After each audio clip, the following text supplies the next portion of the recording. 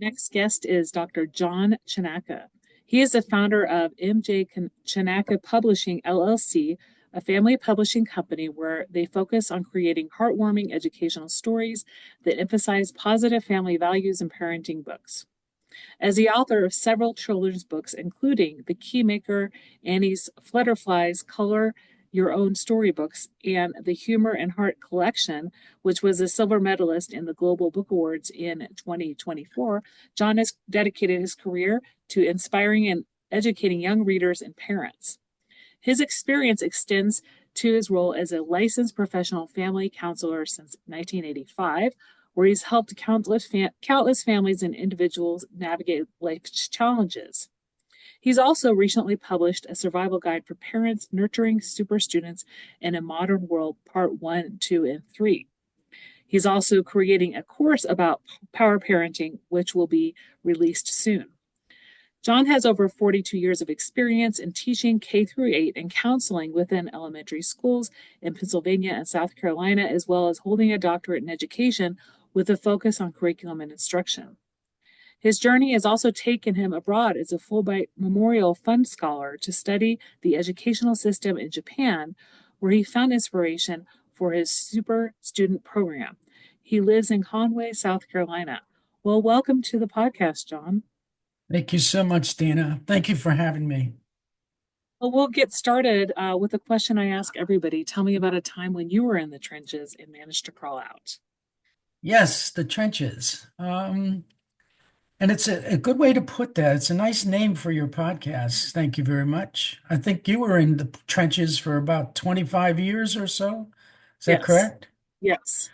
Yeah, thinking of trenches, you're thinking of almost like warfare. You're trying to win, you're trying to battle, you're struggling, but yet you want to stay strong. You want to stay alive, you want to stay strong. So I know a lot of your guests have different stories about how to do that. And of course, I can only relate my story, which over 42 years in the elementary schools, mostly, I started out teaching fourth grade, but have taught all the grades from kindergarten to eighth grade, moved from various buildings and different situations. First, I was in a small elementary school with one grade each. I had fourth grade. Then I moved to a middle school type situation. Then another elementary school that had a couple of grades. I taught sixth grade at that time. Then moved south, and after getting a master's degree in counseling and working in elementary counseling, change is a very good secret for trench holders, okay? Learning to adapt, learning to take advantage of situations in education, expanding what you are doing. I found very few teachers will teach first grade or fourth grade, for 40 years. Very few teachers will teach 40 years, period, or in any kind of stay in education. And one of the secrets then, of course, I'm going to bring up is adaptability, being able to reinvent yourself. Yeah. You got to be able to do that. You got to be able to. Now, of course, in every situation you are, the children are the most important thing. So you need to get really involved with the children. Love them, get involved with their learning, know them, know their families, and so on, because that's what you're about. That's your business. Your business is providing a service to children and their families. And a lot of things get in the way, as you well know, Dina. You've got administrators getting in your way. You've got the public getting in your way. Sometimes you have angry parents getting in your way. You've got the curriculum getting in your way. You've got mandates from the administration that seems crazy and not reasonable. And then, of course, you've got children that may be difficult to deal with getting in your way. So to say that teachers are under stress in the trenches, it would be an understatement. Okay. Yeah, yeah, It's it's it's almost like my one son is involved in law enforcement. There's a lot of stress in that job, as there are with policemen, besides policemen, firemen, and But teachers today, besides all of that, are thinking about people coming into the schools with guns. They're thinking about cyber safety. They're thinking about uh, problems with dismissing the school because of bomb threats. So they have all this stuff going on, and they're trying to teach reading. They're trying, yeah, yeah. so so you do have to reinvent yourself. And I can give you ideas in my career that helped me, actually reinvent. But did you find yourself doing that also in your career, Dana? No, definitely. I mean, like you said, you don't grow if you don't try out new things and take courses and learn from others. I think that's Right. really important. Um, yeah, so I really agree. I agree with your point about reinventing. I think there's always new things that can be learned. Let's talk a little bit about how you got started with MJ Chakana Publishing LLC. You said this idea came about during the COVID period. Okay.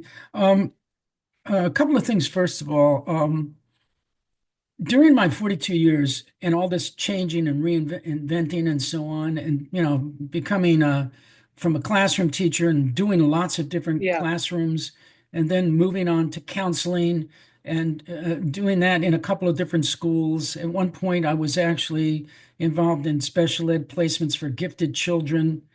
Um, all of that's important. When I became a counselor, I had a different look at the school. And, I was looking at from kindergarten to sixth grade in one school, kindergarten to fourth or fifth grade in a different school. And so I was looking at programs and things in terms of a widespread school system, five, six, 700 kids. And it gave me enough freedom to be able to start to think of programs to develop. So I did publish Okay. a program called Peer Pals, which was a program where older children would go down and help younger children at their recess or break times or even at lunchtime. And it was very successful. I did my doctoral dissertation on it, did a study on it, and then actually wrote the program. But I never published it myself. Okay. I did it through Youthlight, which is the largest producer of guidance materials. And in doing that, met some key people and so on. And because of the program, and was published, and it was a kit, there were puppets and stories and all kinds of manipulative things, but also a training period for older kids to go down with how to become big brothers and big sisters. So that's what I'm talking about reinvent. Okay, I could have just done nothing, just did the regular guidance kind of stuff, but okay. So that came about, and then that trip to Japan. Where I invented the super student program was also another program. So there were two things we actually published, but I did it always through Youthlight. So never Okay. really published anything myself. Okay. When we retired after the 42 years, Jane and I did a lot of traveling and we built a home and that kind of stuff. Then my mother-in-law, who was 91 at the time, came to live with us. And she had to because she just needed the help. And so she came in our house. She used to visit for 6 months of the year. Her husband died when she was 60, and for 30 years, she lived with us half the year, and the other half, she lived in Pennsylvania. I'm located in South Carolina with Jane. We've been married 55 years. And anyway, my mother-in-law came to us, and she was here all the time, and she was starting to fail. Okay. And for the last 3 years, she'd been wheelchair bound and also has Lewy body dementia. And so we were taking care of her full time. And that was over the COVID period, as you mentioned. And so during that time, we had to reinvent ourselves again. And that was do something that we were homebound. We can't go anyplace. Yeah. No traveling for us. So we said, why don't we take the stories that we had raising our children? We have two sons, we have three grandchildren. And let's take some of the stories that we had, basically with animals and situations, and start writing some storybooks, some children's books. We're Okay. obviously both. Jane was an elementary school teacher also. So, we had a lot of experience with children's books. So that was the start of it. That's why we said, let's do it for a legacy for our children. Okay. And so we started producing these books and I knew nothing about how to do that. ISBN numbers and formatting a book and getting in touch with illustrators and talking with them and writing a story, a script, and the whole thing was all brand new. And so it was a learning experience. We had time during the day because my mother-in-law would take naps, rather large naps. And so you can only clean the house so long, and we can't really leave the house and let her alone. So we were doing that stuff, exploring, Okay. talking, and that's how it got started. Okay. Yeah, and we produced some beautiful. Um, Actually, this was the first book, and my Hmm. son Joel got very interested in this also. So it's the three Okay. of us. It's the three of us. So this was one of the first books, and it was Patches the Cat is a Thief. And we decided right up front that we would do moral lessons that had ethics and morals and taught those values. And it would be colorful and they would be beautiful, illustrations and they would be kind of wholesome books. So we we practiced on that one and learned a lot about doing that. And then we came up with other books like true stories. These are true stories that happened to our children and so on. And some of them were guidance stories, kind of things, that I had been involved in. Um, and many of them were around animals. There's one, Hunter. And here's one that Jane did, Where'd the Moon Go? It's about one of our grandchildren. Okay. And it became fun, it was really exciting. It was kind of looking forward to talking with the illustrators and all the rest. And uh, that's how it started. And so we got about 12 books out there, and we're starting to learn more about marketing and how to do that kind of thing. I did a kind of a chapter book also called the Keymaker. And then we were fortunate to have one of our books win Humor and Heart won the Silver Award for Global Book Award for children's books in 2024. Um, so it's been a journey. It's been exciting. And that's how we got started, Dina. Yeah, Well, you said your son helps you out, and I also talked to you in the pre-chat about you have an illustrator from Pakistan. So, how did you get involved in working with international illustrators right. and just doing all the like publishing like ins and outs? How did you all learn about that? Yeah. The illustration, anyone who does illustration or hires an illustrator, they're probably working with Fiverr or Upwork. Okay. And they're reputable and they host these these gifted people to Hmm. come on and sell their work, whatever they may be doing. We're looking for children's book illustrators, and obviously there's different kinds of styles, so you pick that. And what our strategy was in the beginning was we would take one scene and we would pick three illustrators, and we'd have three illustrators that we wanted to do our certain style for Okay. that book, and we would hire them to do that one scene. And then as we're looking at what they're producing, you're also getting the feeling of how you're working with them. Yeah. Are they taking suggestions? We wanted sketches first, and then we'd send them back, have them redo the sketches for that one scene. And then you're getting a feeling for working with, and then also the product, we can see it. Yeah, let's go with this illustrator. So that's the way we did that. We've had them from India, from Pakistan, from Serbia, um, from Sri Lanka, Indonesia, um, and um, that's quite a few that we worked with on those first 5, 6, 7 books. Okay. Yeah. So that's how we got started with that. As far as the rest is concerned, is a lot of you get contacts, people that you really trust, a lot of YouTube videos, okay? And then people would start to pop up that were good at producing books or authors and getting in touch with them and communicating in partnership with them. I also got involved with a local group here in South Carolina. We live near Myrtle Beach. So the Carolina Authors Group, there was a group of authors that meet once or twice a month, and sharing with them and actually sending them the book and having them critique and so on helped a lot. Okay, so that was part of it too. Then we have social media, the contacts. Uh, so those ways are the ways we slowly started to move ahead with producing better and better books.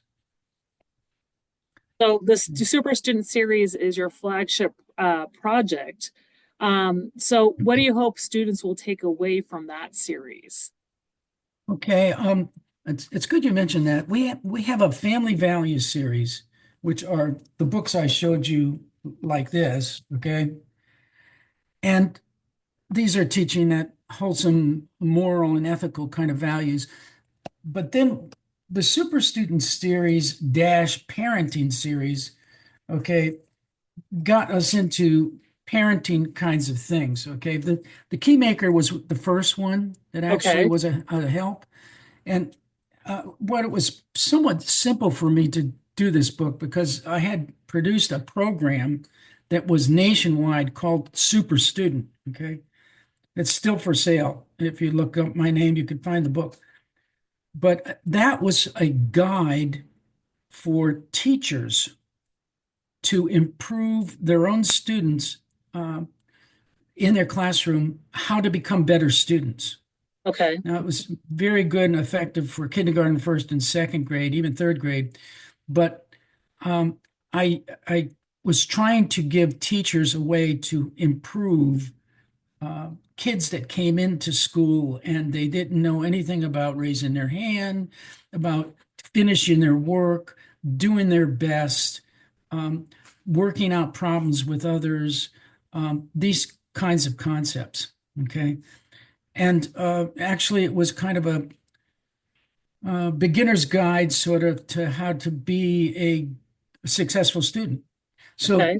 this book kind of does that for middle grade students also. But along with that, um, because I had worked so diligently and so involved with parents as a counselor, and I also had a Christian marriage and family practice that I did at home during the summer and so on. I was very involved with parents. So I started this program called A Survival Guide for Parents, Part 1, 2, and 3. Um, so this laid the foundation for power parenting. Okay. And that's what we're doing. So these right here are all available on Amazon. In fact, all these books are available on Amazon. And uh,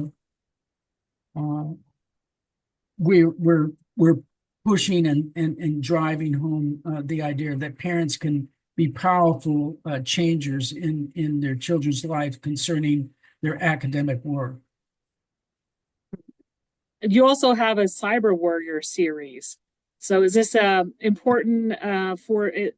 Is it geared towards elementary school students? And how do your books address security and cyber safety? Right. This is what you're talking about here. Okay. We haven't actually published it. We have two versions of this already Okay. just about finished. But we have a couple of industries that are actually interested in doing something with this, Okay. communication industries, um, to be able to send to uh, their clients and so on, their the people that they're servicing, and the children in the elementary schools. So we haven't actually released this yet. But what this is obviously it's an attempt for parents to be able to give good sound advice through the book about cyber safety, how to be careful in this world of cyber attacks and online predators and so on, whether it be on a computer or the cell phone and everything. Now, it's kind of good to see that a lot of school districts are doing things with phones right now during school time, which I know a lot of teachers are applauding like crazy. You know, parents are Yeah. somewhat confused with it, but it just went to effect here in Horry County schools in South Carolina. In fact, I think it was this week, okay, um, where kids are not allowed to use cell phones in the schools. They can take them to school and they have to put them in certain little spots and so on. But still, all in all, kids are going to be using these, and I'm talking about, you know, third, fourth, fifth, sixth graders. You know, they're using cell phones, Yeah. and this is a way for them to learn how to be safe with that without being attacked or being conned or even cyberbullying, Yeah. which is a big thing where other people are you know texting you and making you feel really bad. And so this is book number one. We have two of them, and so Okay. we'll kind of see where this goes. But this should be out in 2025 also for us. Okay. Okay. And people will be able to find that on Amazon, like you mentioned.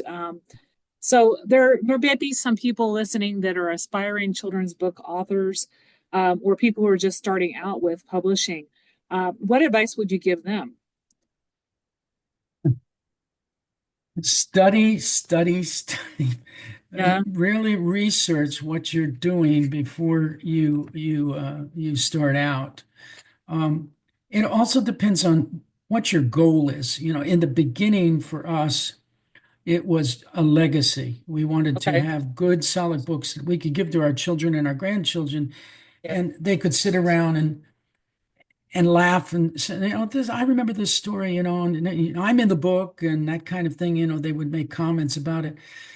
But then it has kind of grown into something else, and that is actually trying to sell books and market Yeah. books, and people like them, and so if your goal is to just write a book because of memories, or you think you have a nice little book you want to write and so on, that's wonderful. It's wonderful. Um, if you think you want to tackle doing the whole thing, that means not only writing the book, but either illustrating it or using AI to illustrate it, or Yeah. else going through Fiverr to have an illustrator. Yeah. You better be ready with some money, first of all, because it's going to cost money. So it's an investment. And secondly, you need to make sure that you learn all you can about uh, the publishing process, the formatting, the publishing process, what you need to get involved with ISBNs. Where do you get them? Why Yeah. is it important? How do you put them on? How do you make the cover? How do you format the inside? If you put it up on Amazon, there's different sizes, formats than if you put it on Ingram Spark or Lulu. Uh, what print on demand company do you want to use? What is the deals for each one of those? So there's a lot of studying you would have to do. If you just are, we actually do books for people. So yeah, I'm gonna say we're welcome for any aspiring young authors that would like to do children's book. Get in touch with us, and we'll talk with you Okay. about that. Okay. But if you want to do it totally yourself, it is a long process. It's involved. Make sure you have a lot of time and research. And it does cost money to produce books. Okay. An illustrator, for example, to do a children's book can be anywhere between $700 to $1,500 to $2,000 to have them do those pictures, Yeah. just the illustrations. So then if you hire a formatter or someone else, you're spending more money. So there's cost involved in doing this, and also a lot of research that has to be done. Yeah. Yes. So, like you said, it is a process. Takes time. But there are people out there like you that can publish people's books if they have a book that they want to send your way. And we'll get to your contact information in a minute. Okay. Um, so you told me as a final quote for the episode, you have a quote from Charles Swindoll that you like to use about Right. the impact of attitude on life. Well, I think, again, to get back to your theme here about out of the trenches, which is so wonderful that you actually provide a platform for teachers to listen to and hear different stories and think, maybe I need to go into that, or I need to do this, or maybe I need to change Yeah. some things. This quote is probably one of the best guides for you in any situation you have. Let me read it if I can, okay, Dina? What? Charles Swindoll, again, is a Christian writer. He's done hundreds of books. He was a minister, and he is prolific, and he's just a excellent source of wisdom. He says, "The longer I live, the more I realize the impact of attitude on life. Attitude to me is more important than facts. It's more important than the past, than education, than money, than circumstances, than failures, than successes, than what other people say or do. It's more important than appearance, than giftedness or skill. It will make or break a company, a church, a home. The remarkable thing is we have a choice every day regarding the attitude we will embrace for that day. We cannot change our past. We cannot change the fact that people will act in a certain way. We cannot change the inevitable. The only thing we can do is play on the one string we have, and that's our attitude. I'm convinced that life is 10% of what happens to me and 90% on how I react to it. And so it is with you. We are in charge of our attitudes. Um, this is a wonderful thing to keep in mind, and Jane and I have to keep it in mind all the time also. Life doesn't stop when you retire, okay? It continues. And we could have had a terrible attitude with my mother-in-law when she Mhm. was here. We were at, the peak of our retirement. We were traveling all over the world. And all of a sudden we stopped because we had business to do. We felt God wanted us to do this. And so we did it. If we would have taken a sour attitude, a bad attitude, a mean attitude, it wouldn't have been good for her. It wouldn't have been good for us. And so what we took with the attitude is we try to learn from her. We try to be with her and spend time with her. And also turn this into a situation, a publishing company. Well, Yeah. because we're home all the time. We're in front of a computer. We're doing these things. We have memories for our children now. So do you understand what I'm saying? Is the way you choose on your attitude is very, very important. So if you're in a classroom, you have a bad situation, terrible administrators are bugging you and this and that, just keep your eyes on those children. Yeah. That's what's the most important. Put your heart and your love and everything into the children. Try to think of ways to reinvent yourself. It could be Yeah. a program, something you do really well, a skill, something that clicks with you, and then try to learn more and more about it. Get really good at it, and then try to see that there's light beyond the tunnel. There's other opportunities, other schools you can go to. There's other situations that you stay open to, opportunities, whatever they may be, either within the school district or out of the school district, some other place. So just like you did, and I know you moved around quite a bit also, I think you would agree that reinventing yourself, learning how to adapt is critical in Yeah. today's world, and especially in the trench of public education. Yeah, no, I totally agree. And I think that quote really resonates a lot. That piece about um, life is 90% of what happens to you, or 10% of what happens, and 90% how you react. That How one you I've, react to it. yeah, yeah. And I've heard that many times, and, try to live that way. And, like life's going to throw you a lot. And Oh, you gave the example of like how you all reacted when your mother-in-law came to move in. I mean, you turned it into a publishing company and used the time that you're at home to do something creative on the computer and now serve others through helping publish their books. right. It's good to know too that We learned a lot from my mother-in-law, okay, during her time here. She's now full-time at a hospice center because we just cannot take care of her anymore. Yeah. But that has just happened within the last week or so.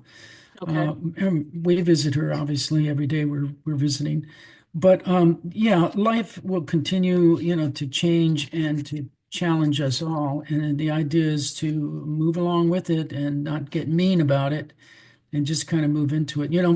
Life is a lot like running through a briar patch. You're going to get hurt. There's no one who can run through a briar patch who cannot get cut, hurt, and bruised, and you're going to come out the other side.